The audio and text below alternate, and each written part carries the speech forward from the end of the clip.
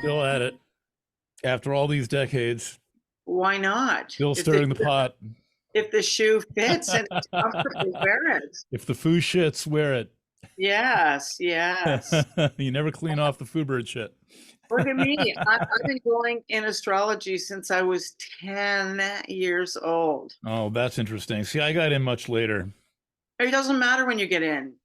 Something will wake you up and make you remember what you used to be doing. For me, it was the Patrick Walker horoscope. You know this, right?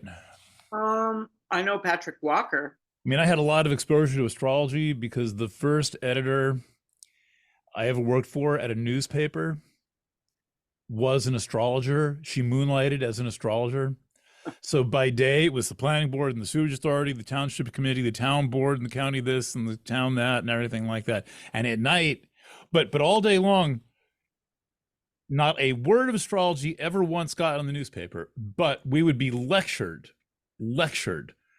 day in, day out. Mercury retrograde, Saturn square the sun. That's how she would say it. And she was a pretty good astrologer. She had a bookstore.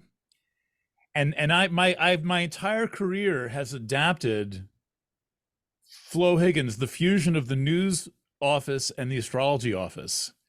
That's like so incredible. In the same place. What you just said about how you came up and who the director was for you. Michael Luton once said that I fell through the ceiling of astrology. but I didn't like astrology. That was the thing. I didn't really get what it was all complicated and what it was for. Finally, the Patrick Walker horoscope in the New York Post, somebody said, you've got to check this horoscope out. So I did. And every single day it spoke to me. It was incredible. He had that superpower. And then after a year and a half, I thought, I got to figure out how he does this. So I knew from Flo Higgins I needed to buy an ephemeris. I just love the birth. So I bought an ephemeris. The birth into wisdom by an intellectual. Intellectuals fight it so hard, but look at you. I never fought it. I was into tarot cards. I was bibliomancy always worked for me. As a kid, I could ask any question and flip open a book and get an answer. So I had that part, but astrology just seemed so complicated. And now I work with 100 planets. Yeah. Thanks to we haven't killed the intellectual yet. No, we haven't. And and the scribal, and this is largely thanks to Erin. I mean, I've got a list of things to thank her for. Yes, we all know. I didn't really know her. Oh. She was so. By the way, Annie Black, welcome back to Planet Waves. Hello, everyone. Annie Black, my old buddy, who I picked up from the Mountain Astrologer. Yeah, I was the cover girl. Yes, you were. Tem Tariktar, the late great. Yes, yeah, it was a good interview, and it brought forward good information, and it brought you out to the West Coast to meet me. It did. Yes. Among other things, getting me out there, and I'm thinking of you all day long when I'm working, basically, with houses 5 through 8. You got it. Marking in green here. So every day is kind of Annie Black Day because I'm always like paying special attention to this part of the chart. Like, you gotta know that's a fucking good idea. What's coming at you? Oh my God. Yep. What's on the radar? What's like right in the immediate environment? And we really, I think in a good life, we're living a lot of our life in these houses because it's where the art is and the work is and the people are and the sex is and all that stuff. So. And more. I mean, we could talk all about that. That's a big topic. I just love that topic. But I'm so glad that we know each other because I still remember the day that we spent on Albert Head Beach here. We left a little energy stamp there, yakking with sushi. We had sushi up in that place looking over the water. Remember that? A long time ago. Yeah, it was. You were a kid. Almost 25 years ago. You were a kid and I was a kid. We were in our kingdom by the sea. So yes. we're here to talk about your friend Erin Sullivan. The great writer, the great editor, among other things. What Yeah. can you tell us? How, if you had to introduce Erin Sullivan to people who, which most people here have never heard of her, what would you say? Wow. Okay, let me just preface that by saying, she just passed a few days ago. Yes. I'm grieving her. And I want to just say that, Erin is a very special soul. I'm going to speak about her in present tense because she only left the body and she's on her way to Hmm. what is ever next for her. Hmm. And I was in Vancouver in the arts community, and I had this strong pull to come back to Victoria because I knew that there was a group of astrologers meeting all the time. And I wanted to be part of that. And I couldn't find it in Vancouver at the time. And I didn't want to generate one. So I came back to Victoria, met with Erin, started to be in her astrology group. So, an astrology group in those days Yeah. was a wonderful, organic, old school thing. Yep. What we did was we hung out. Mm. We talked about astrology before the meeting. We talked about it after the meeting. And during the meeting, we trained each other. Yeah. So it was a really great way to learn. Now, Erin, as anybody who knew her back then, she was the most flamboyant, colorful, outrageous creature. Seriously. Hmm. And since my life's been full of flamboyant, outrageous, colorful creatures, she was perfect for me. And we're both very fiery women, got lots of fire.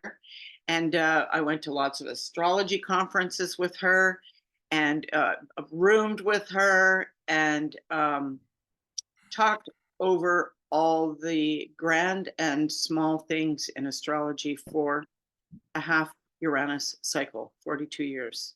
Mm. And those days were interesting because, Jim Lewis was alive then.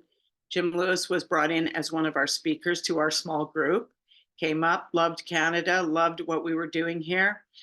I And took to defected. cartography like a duck to water. I'm an expert in it. And I haven't stopped working it since Jim introduced me to it. Right. I mentioned in all sorts of books and so on. I love astrocartography. Other people, because Erin was just like on the climb in the work, I was on my own climb too. We were just climbing along, meeting everybody we could and listening to everything that they offered, sharing what we had to offer. She then went through a shift. The shift that she went through is she became the series editor for Penguin in the UK, Yep. Penguin Books. Yep. And then she became she branched out from there into the Arkana series Hmm. of Penguin and began to write her own books and help other people with their books. And that was really, I think, her grand stamp on her career was creating printed material that was going to last longer than she did. Hmm. Hmm. And in the meantime, there was a lot of amazing stuff that happened in the community called the roving astrology conferences, of which I went to many, and so did she. These unofficial conferences. No, the big ones, the only ones that existed in the English speaking world. Right. Yes, Right. Which are kind of dwindling. I mean, UAC is pretty much gone. that's because our age group is dwindling. The Pluto and Leo generation Right. brought all that forward. Right. Performance astrology, Michael Luton. Yeah. Whoa, he took it right to the nth degree. But our age group is seeing its dying days, and I'll speak about them because I'm not going anywhere. Hmm. I'm joking, but you know what I mean. Pluto and Leo really brought forward the grand conference, the grand Hmm. conference. So I started with Southwest Astrology Conference in Los Angeles, and it was a big awakening for me. Erin was going to those too, and I was so surprised when I went. I didn't know who I expected to be there, but it was a lot of really, really, really smart middle-aged and older women who smoked a lot of tobacco, and plenty of gay people, and lots of other women who were just trying to grasp what these people were talking about, Mm-hmm. and some really smart heterosexual men. And it was just a good mix of different that were vibing together and learning from each other. I Mm-hmm. mean, when Erin ended up in the UK, which was hard for her, the UK was a difficult place. And working with Penguin, she started to integrate into multilingual astrology in Europe, right? Mm-hmm. So So she went quite far in her career as an astrologer. I would say she did the best any of us could do. so prior to the internet, this a lot of this is going on prior to the internet, which is why she had to move to England for this job. She could have easily done it from anywhere. Yeah, it could have been. It could have been done from anywhere. Now today, but not then. Yeah. Yeah. You know, you and I are sitting here at the beginning of our conversation talking about technology, right?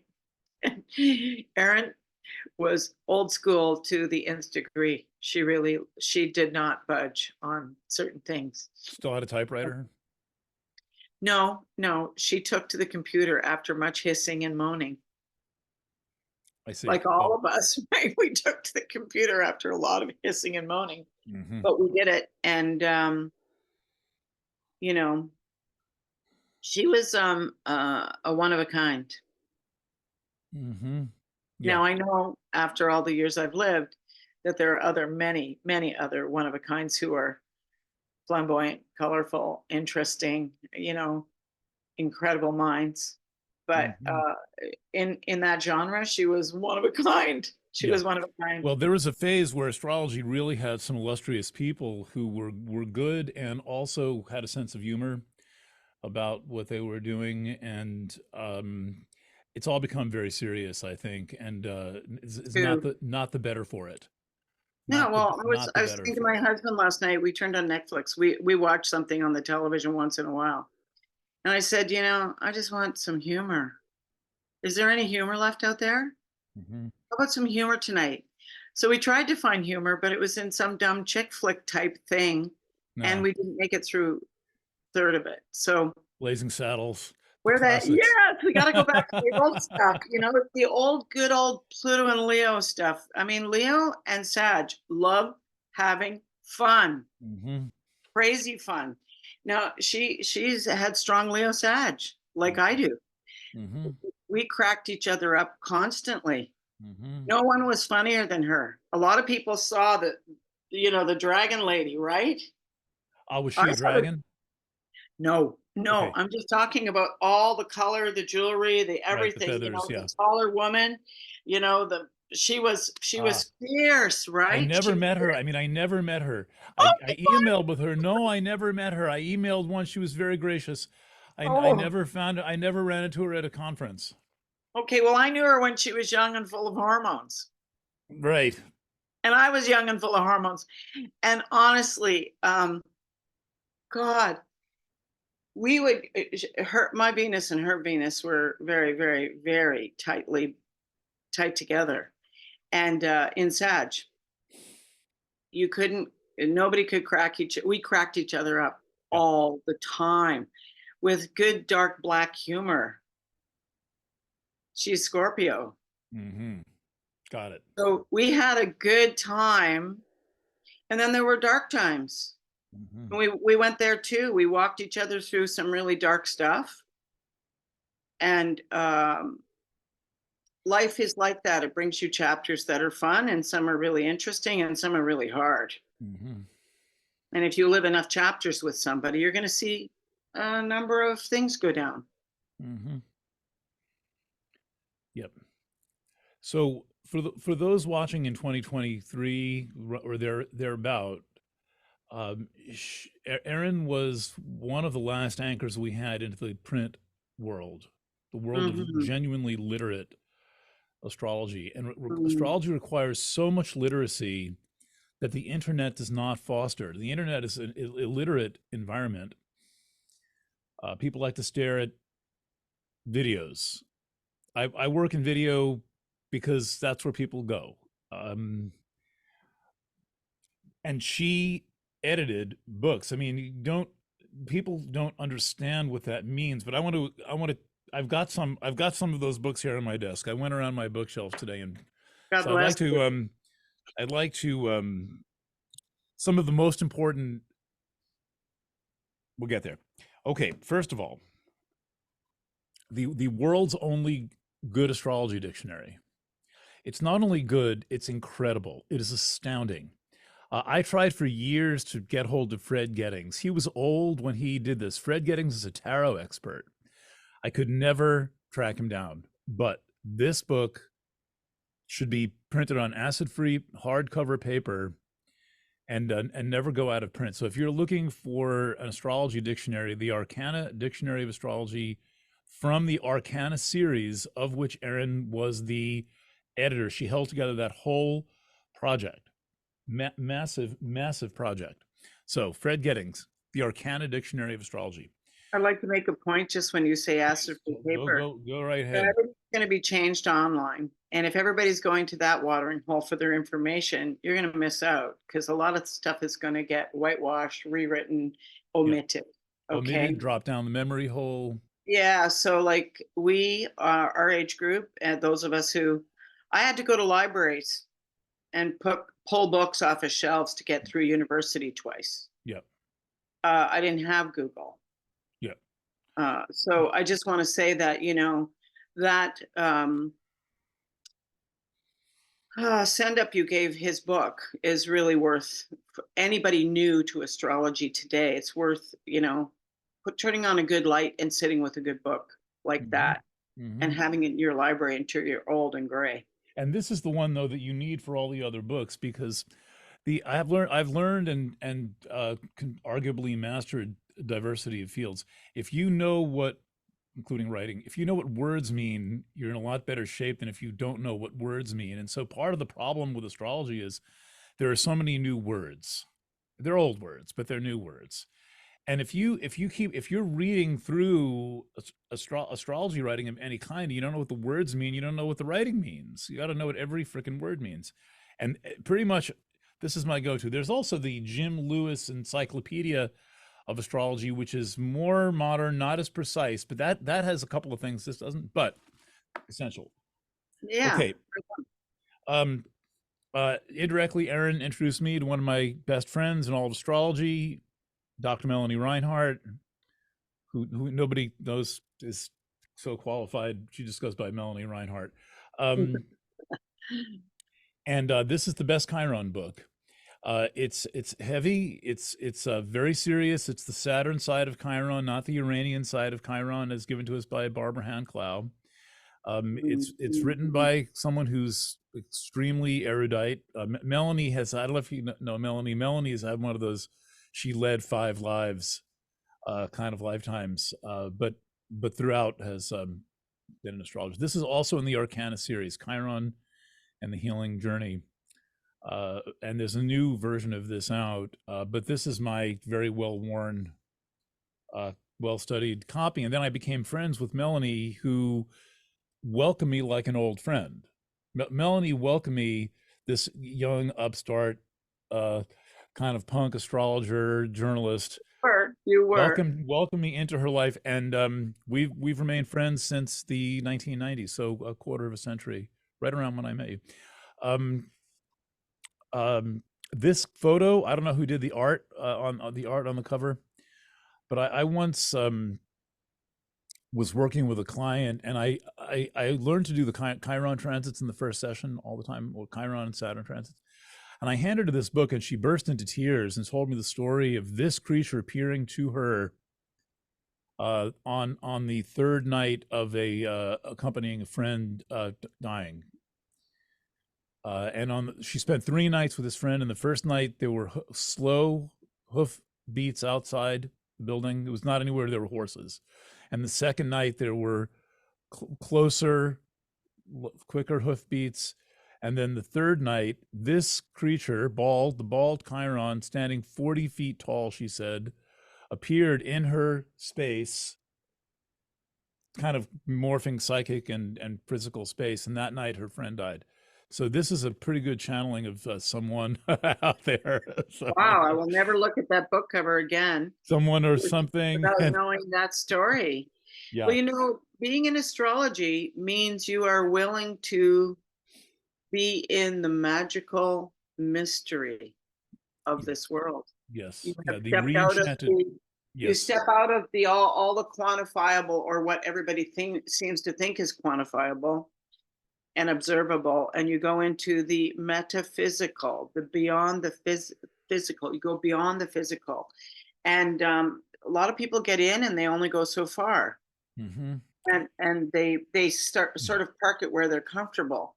Yeah. But the journey in astrology is magical mystery tour Yeah. all the way. If you're really doing it, absolutely. And I have found that I am a kind of a interdenominational lay minister in the community, where people come to me with their weird stuff they can't go to their therapist about, or their social worker, or even their husband or their boyfriend or their doctor. Who do you ask? Astrologers are freaky and know a lot. So I get a lot of hauntings and questions that are completely inappropriate for most other settings. Yeah, yeah. People know that are I going call it we're the counselor of last resort. to yes, that should be the We live counselor on this thing first. called wits end. You know, people come to us because they've exhausted their Wits shrink, end. they've exhausted their friends, they've exhausted their relatives, they've talked to, their priest, whoever, and then they go, oh, maybe the astrologer. And Yep. that's how it is. I've been practicing a very long time, and I am grateful for everyone who crossed the threshold to come into my Well, they practice. teach you astrology. This is the thing. Ultimately, you read all the books and cast all the charts, but the clients tell you, who is the woman Diane? She was an old, very old. We were at a conference once and we saw her speaking. She walked with a cane. Oh, oh, oh. Give me a minute. It's gone up for retrieval. Diane. Diane was her name, Yeah, right? yeah. And you Yeah. said to me, I think you whispered in my ear, right in the corridor, pay attention to the old ones. They're not going to be around forever. So Yep. I liked her, and I can tell when people have a little respect for me, and she did. But I walked in and she was giving her lecture, and she said, if you have a 1 hour session with a client and you have to listen to them for 55 minutes to figure out what they need and then give the reading in 5 minutes, that's what you do. And I Yeah. wanted to stand up on That's the great. table in the back of the room and cheer and howl, because that's exactly what I figured out to do. And she's the only person I've ever heard say that besides me. And she's absolutely right. You need to know to whom you're talking. In that 55 minutes, I am marking up the chart. I'm notating all the transits. I'm watching the progressions with one eye. Ah, that's it. And I can deliver the message in a matter of minutes with all of that background. Ta-da. Okay, let more on Erin's prodigious editing.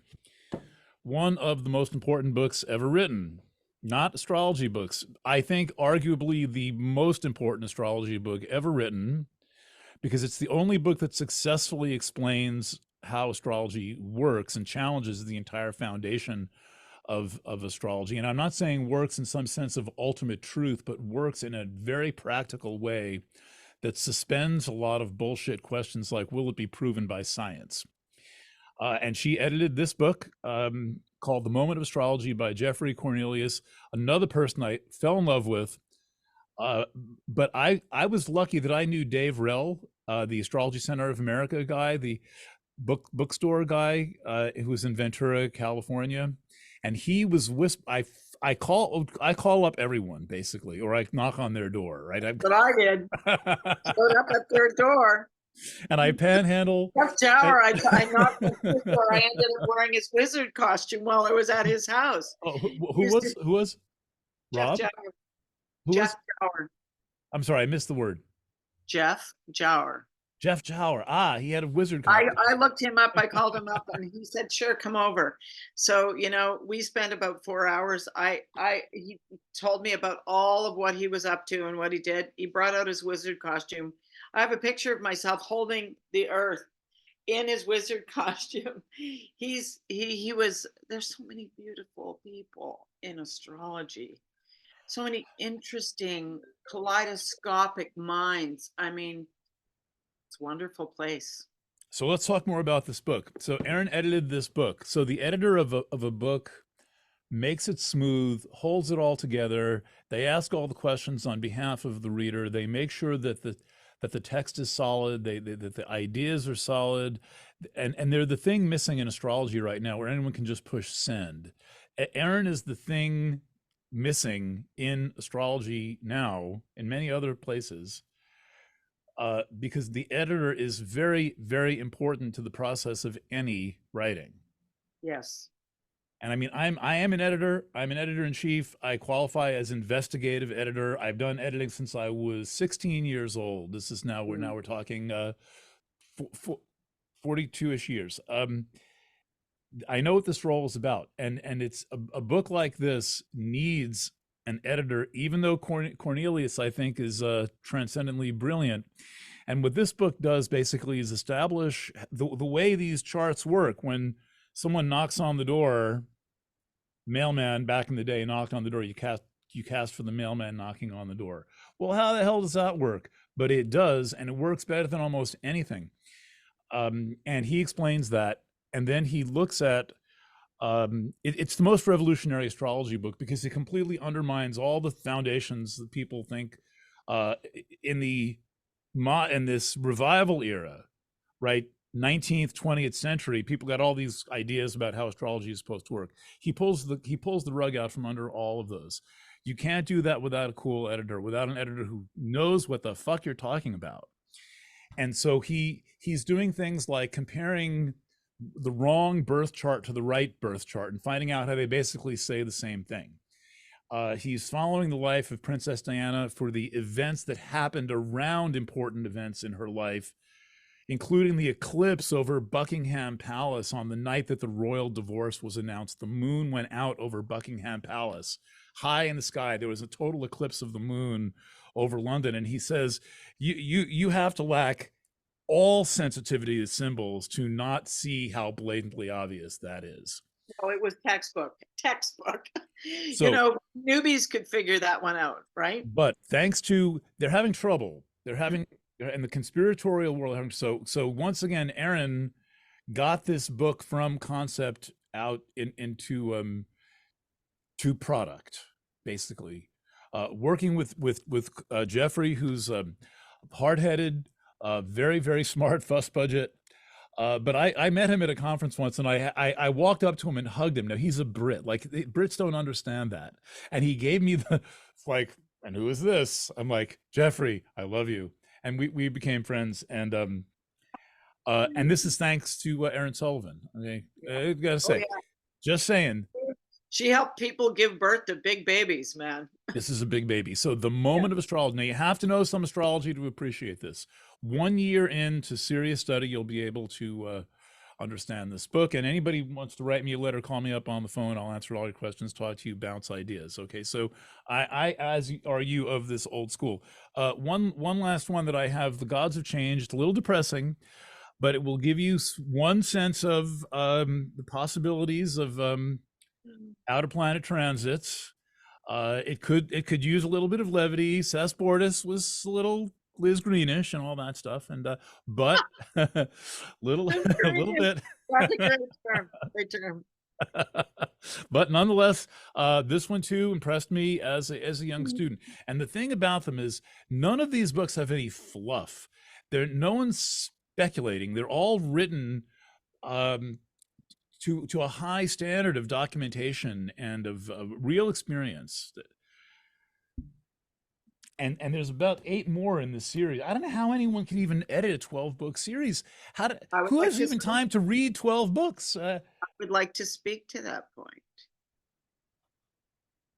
Erin's chart is public. It's online. And, so I'm not telling tales out of school. And the body that she has been in for a while is now gone. And What's she that? has moved, and the body she has been is now gone, and she has moved on. But that body When she came into her body, she came in with Mars, Saturn, and Pluto in Leo in the ninth house. Oh, she's born at that conjunction, and she was one of the. Oh, she's one of the 47s. There's so many great astrologers born in 1947. 47 is a magical year for people who shed skins their entire life in a very difficult way. And the Mars, Saturn, Pluto in the 10th. ninth ninth house. She said, I have an Old Testament God living there. Huh. And that gave her the power to be the publisher, the writer, and the editor you speak of and that we both know. Right. So what did she mean an Old Testament God? He was kind of pissed off. I mean, that's a pissed off. Mars Yeah, conjunct Pluto Erin and was pissed. Saturn. That's That's anybody who was close to her. She was pissed off a lot. Life pissed her off. The way the world was pissed her off. right. I mean, that conjunction was square her ascendant, descendant, her nodes, and her sun. Yep. So it wasn't easy for her dealing with mere mortals. Right. Yeah, It and she wasn't. probably It hated authoritarians wasn't also. a normal mortal. Like, for example, I'd be over at her house. We'd be having something to eat, and Erin could cook food and consume it faster than anybody I've ever seen because she'd leave it so long, like people who are very fiery and airy and watery, but no earth. She'd leave it so long that when she had to have food, she had to have it now. Like, it's been 4 hours. I should have been eating, right? Writers go into that. I Yeah. write, and I noticed that all of a sudden I'm just like, oh, brain's shutting down. I Why, better yeah, get why am I something to feeling eat. this way? Oh, wait, when was the last time I ate? Yeah. Yeah, and um, but that Old Testament God in her ninth house was really about her incredible research and delving into Greek mythology. Hmm. That was just a side thing among other things that she did, and but astrology was her main dance partner. Yep. But astrology has 12 houses and 12 cusps, and between those 24 environments, everything is included. That's right. It's the I first can't holistic argue with art. that. It's just that we all have more emphasis in some areas than others. Hmm. Yeah, but you can see, you can follow the map, using rulerships, you can follow the map back to any house. Yeah, it all crochets well together. It does. So, Yes. the whole sign houses are vogue. Now, I'm not a whole sign house fascist. I cast the charts using quadrant houses, but I can get at least 3 charts out of whole sign quadrant houses and the combination thereof. And this is a textbook chart for a ninth house, because you're her what she did and her Old Testament God and all that stuff's hilarious. It's very ninth house, but there's no arguing that super fixed with Scorpio rising in Leo has a 10th house thing going on too. But it was often for other people. She was behind the scenes. That's the ninth house part, shoring up the reputations. I mean, honestly, who would Melanie Reinhart be without Chiron and the Healing Journey? I mean, that book established Melanie Reinhart as the Chiron authority, and it established Cornelius as the horary authority. So, but she was back there structuring behind the scenes, right? So it's a perfect chart where that Leo works as ninth and as 10th. Erin had the Moon Neptune conjunction. I We'll know get a to lot that. of I'm looking at people. that. Yep. I We're know a here. lot of We're here. people, We're here. myself included, who have the Moon conjunct either Uranus, Neptune, or Pluto. And when you have the Moon conjunct Uranus, Neptune, or Pluto, you are not in a normal lifetime. You're not going to have a normal time. Her Moon Neptune in Libra was in the 11th house. So she had the a socialite hostess moon, man. She connected people like you can't imagine. And there were tragedies around that because, people didn't always live up to her principles and her ideals, but it didn't matter because she was, in the Hog Farm, Grateful Dead community, Woodstock, that whole community. She was in that community. Were her family of friends, Moon, Neptune in the 11th, music, drugs, everything. And that group, sustained her even now till her old age. She was with them, and she made connections like a good socialite Libra. Mm-hmm. Okay, she made connections between all kinds of people. But there's an underlying isolation to Moon Neptune. Anything Yeah, with Neptune is going to have a lonely feeling to it. generally from this looks so fabulous to when the pink dust falls off and you Yeah. discover they're real people and they aren't as wonderful as that you thought. There's always that disappointment that comes in with Moon Neptune. Disillusionment, you Yeah, might say. and then okay, disillusionment, and then disappointment, and then real grief. Yeah. Okay, Well, the illusion part being a Neptune thing, but yeah, there's and then just a lot of aloneness because withdrawing the withdrawing of Neptune, then aloneness after that because there's a withdrawal because I can't go out there again. That was so painful, and then you do it again, and the same process goes because there's this I see the ideal in this person at the beginning. We all do at the yeah, beginning, and yeah, then we get to know who they are. yeah, and But there's a wow, lot to that wait, process. And, so much wow. That Jupiter Venus in Sagittarius in the first, very beautiful, number one, Venus in the first house, but also killer sense of humor if you got it. Humor's like art. It's very personal. we had to be smart though. So there are smarter and dumber senses of humor, and I think she Yeah. probably had the smart kind. Very, very smart, dark, black, witty stuff. The stuff that most people like But are, it's in Sagittarius. It's so light and fluffy. The oh, not light and fluffy with Scorpio. And no, all that stuff in the ninth. It was razor sharp humor. yeah. Plus, there's a little vent for all that Moon Neptune pressure with that Venus Jupiter. That's a little more tangible than Moon Neptune has an intangible quality like do I even exist? And that was a question for her. But that was humming right along with Venus Neptune, with Venus Jupiter right there, giving it tangibility and actual expression in ideas. Yeah. So it's also a second house. If you use whole signs for a second, that was her wealth, absolute billionaire of ideas and a philanthropist of ideas. This book editing does not pay that well, No, I uh, know. and so um, the whole book business is like that. Um, but that was her wealth, and none of it's particularly material. It's all ideas and expression and Hot air. genuinely valuing. Yeah. Yeah. Yep. I don't see where her Chiron was. What was 1940? What's I'm looking on Astrodienst. Oh, I'll bring it up here. Give me a minute. There, Un segundo. am I allowed to? When Chiron's missing from the chart and then it comes in later, it's always fun to see where it lands because it's kind of like the central processing station in the chart of people who are healers, who are in some way advanced, and it tends to fill in a piece of the puzzle.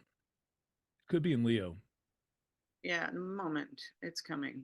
I'm just about there. I got lots of charts. We'll go into here and we'll look at it right here. Okay. Chiron is right between her Mercury and Sun at 14 Scorpio. Ah, okay, right. So it's talking to all that stuff, and that makes it basically square all that.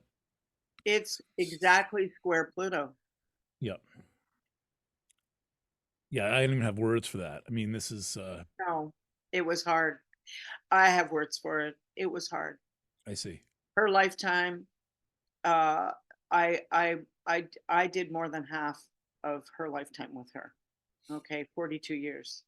And her life was very, very hard and very blessed with tremendous gifts. So she used to go on about her son Saturn square and how much she worked all the time, and she Yeah, did. She worked she would have to. unendingly. She was one of the most productive people I know, and I know a lot of people, and she was absolutely in the top 10 of the most productive people I knew. Hmm. Like really worthwhile production. Well, yeah, I mean, you when you edit a book, you're sitting there for months every Oh, it was day. horrible when she was doing it. It was like you tried to get through to her and she was just, oh, it was agony. Well, she'd have to be Agony. kind of Anybody who edits knows this. monomaniacal. Yeah, and it makes you moody also because it's like you have to sort of deprive yourself of all these other kinds of oxygen to be There is able to do deprivation, that one thing. definitely. There is deprivation. Well, she has the infamous Flo Higgins Saturn square to the sun. Yeah, you'd have to Brutal. say it with your hand on your hip, Saturn square to the sun.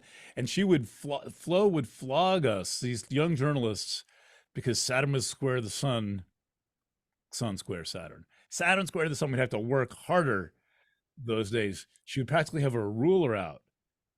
Ooh. This was she's an old Irish type. So the She knows the ruler. Saturn square the sun means you're going to work your ass off. Basically, Yes, it's yeah. natural to you. All It's your natural to you. life. All All your your life. life. Nothing's going to come easy. You've got to pay attention to the work thing. Yeah, yeah. But impeccable reputation earned. It seems like she was more committed to people than they were to her. That seems to be there was Uranus in the eighth means that people can be real flaky toward you. Shocking. She was Brilliant. shocking. Brilliant. No, the others, those out there. Yep. The others were shocking, brilliant. Erin had an exceptional intellect. So she didn't hang out with people without a good intellect. Right. There was no way. But she didn't suffer flakes. And I'll tell you why.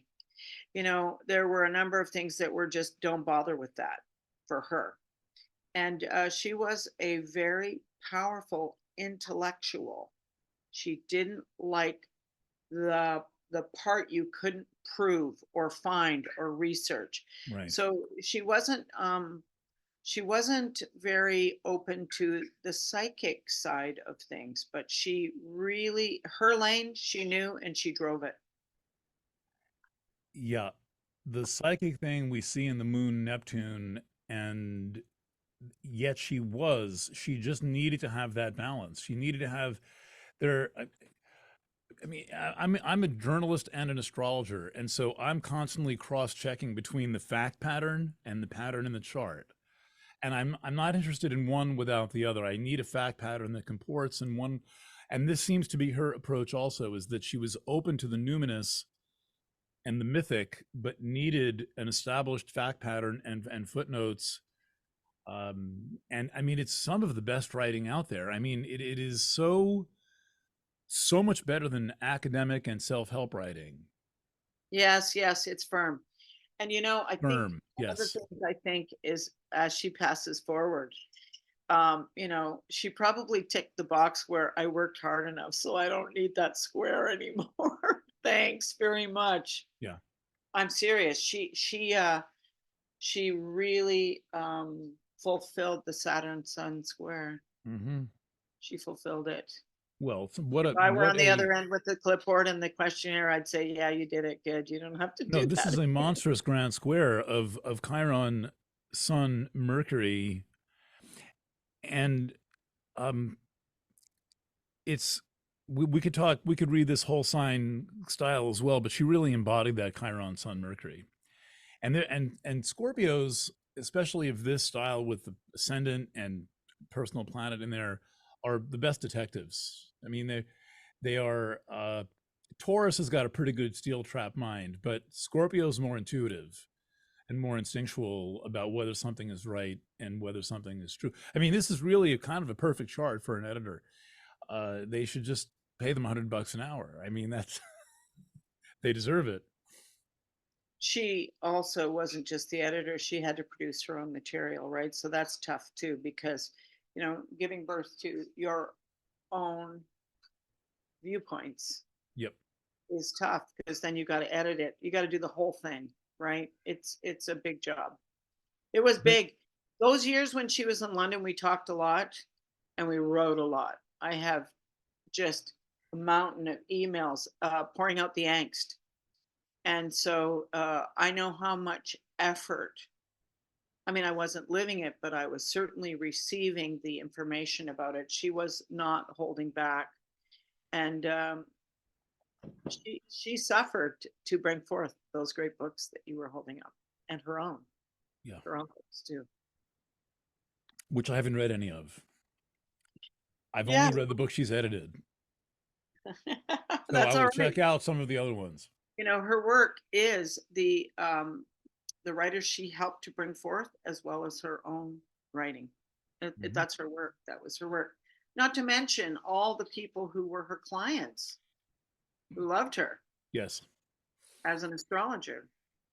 And then, just in case we run out of time, I want to mention too, a great, huge thing for Erin was being a mother to two daughters. Mothering and her daughters and her grandchildren were huge for her. And at the end of her life, she was living close to them. She was close by, seeing that her next generation and the generation after were doing well. Yeah, and though it is difficult, I'm always grateful to see the women who did not throw mothering under the bus to be successful professionals and respected professionals. The message of the women's liberation movement and all that was basically throw mothering under the bus to have your liberation. She did not take that path. She took a much higher road and was both. Well, as a woman who didn't have children, I want to speak to that just for a moment. Please. Some of us who decided not to do it had our good reasons, all right? It would be a long talk to talk about that. But the reasons for some of us were that we didn't feel we could do all of it well. And so we chose what we wanted to do, and we tried to do it well. And in Erin's case, I would just say this, and she'd have a good cackle over this. Erin was blessed with a tremendous amount of energy. Not everyone is blessed with a tremendous amount of energy. But man, if she felt like it, she could have powered a city and on her own. So I'm just going to say that, it really is a question of where, for any person, male, female, any persuasion, doesn't matter. What have you got under the hood? Where's your Mars, right? And she had a really significant Mars, okay? Well, that's not easy to manage a Mars-Saturn conjunction because you've got the No, brake and the gas right in the same place. I don't care. It's still a tremendous amount of power and energy. And it wasn't always easy for her to wield it, but she did. Right. And like I said, she moaned and groaned about the whole thing all the way through. That was part of being close to her, was to deal with the incredible crazy humor, which was just so worthwhile and better than anybody else's. And then also her torture of having Mars, Saturn, Pluto squaring the sun on the nodes. Jeez. Right. And the ascendant, descendant. So I always had a lot of compassion for her. The nodes are there. See, this chart from Astrologer leaves out the south node. So she's basically born about 3 days before solar eclipse. Yeah, and also so at age 3. In 1947 with that Mars, Saturn, Pluto. So I'm just going to say, I think we're speaking to the point of motherhood here and grandparenting, that, Erin had a tremendous amount of power and energy, even though it was difficult to channel it and actualize it. Okay. So she was able to do it all. She had children when she was young. Hmm. Okay. She had children when she was young. And that means, her children came to her um, just around the time of free love and all that, but they were having lots of babies then. So it's all good. It was all good. And she took her role as mother and grandmother very seriously. Hmm. So that is something not a lot of people know about her. And that would be something that she would also want to be remembered for. Hmm. That's why I'm here talking about remembering her. Yes. Yep. Right with you. Yeah. So there's a GoFundMe to take care of end of life Yes. expenses. We'll link to that in all the different versions of this. Planet Waves made a contribution immediately. I would encourage anyone who has benefited from or appreciates what you're hearing now to swing a couple of bucks the way of her family to cover.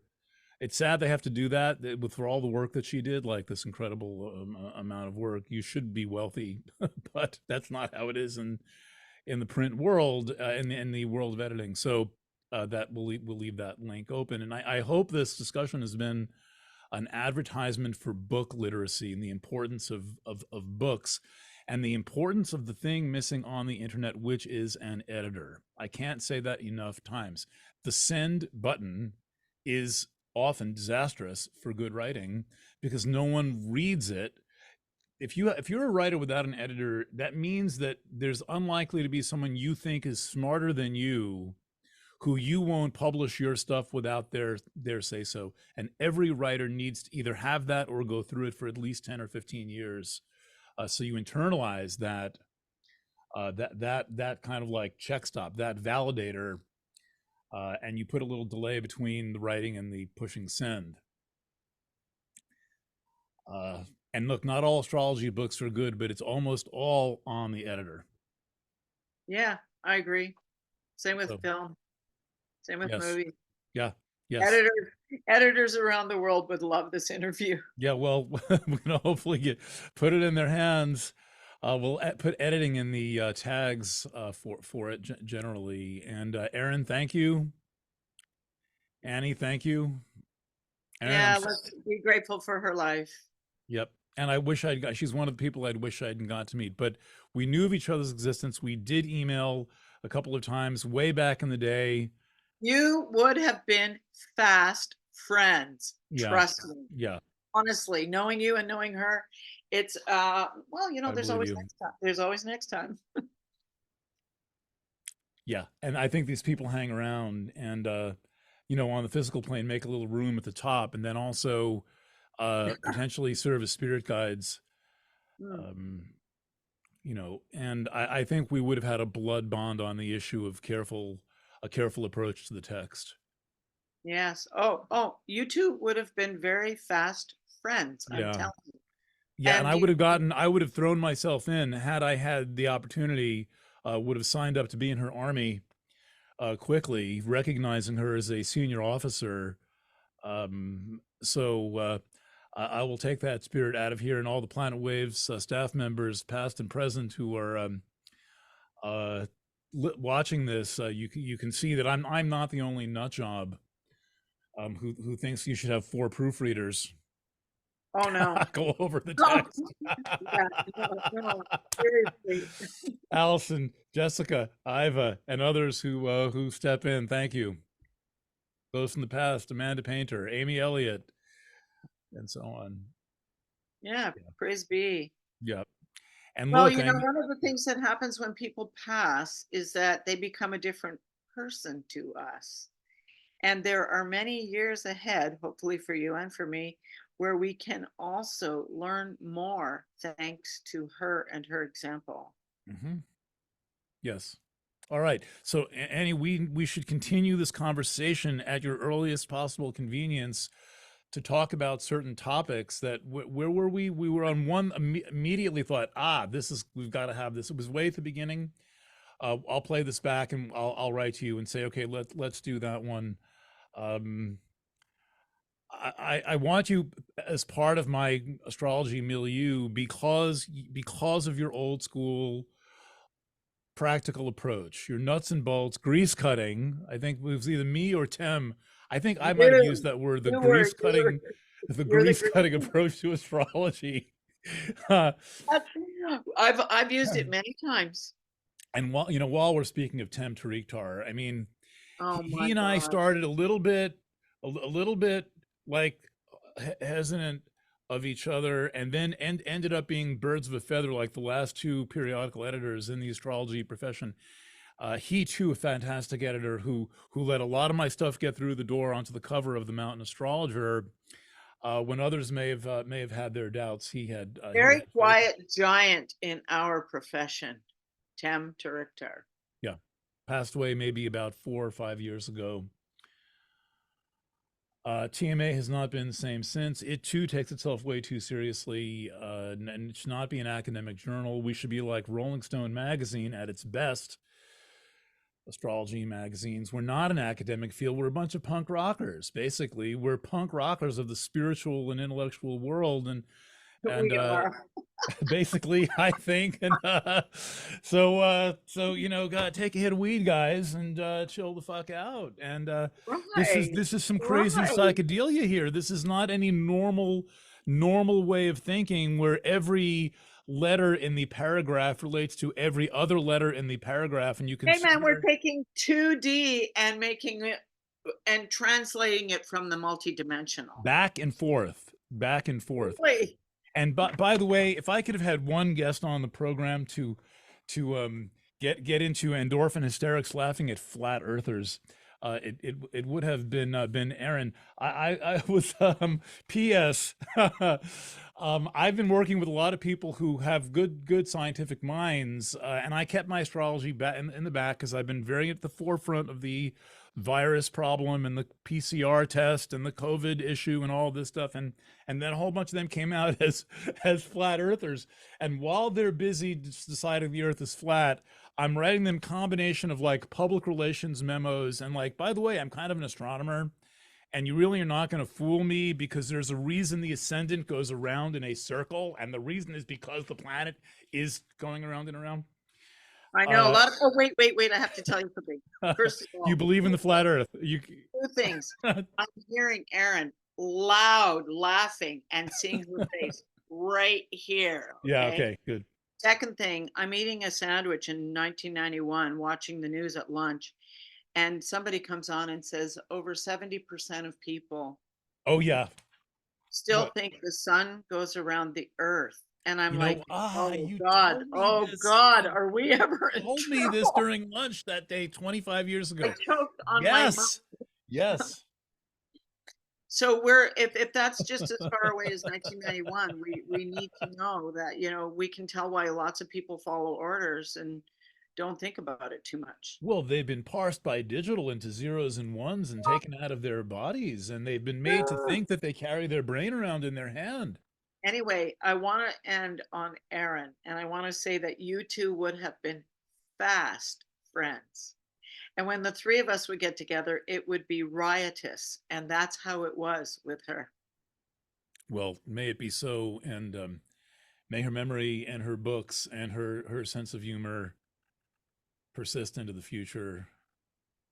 She was And a if you have loving, been influenced, loving person, wildly intelligent and crazy ass sense of humor, and badass to the core before badass was even a word. good. All right, Annie, thank you so much. Love. Anon, next time, Bye soon. for now. I'll be in touch. Bye.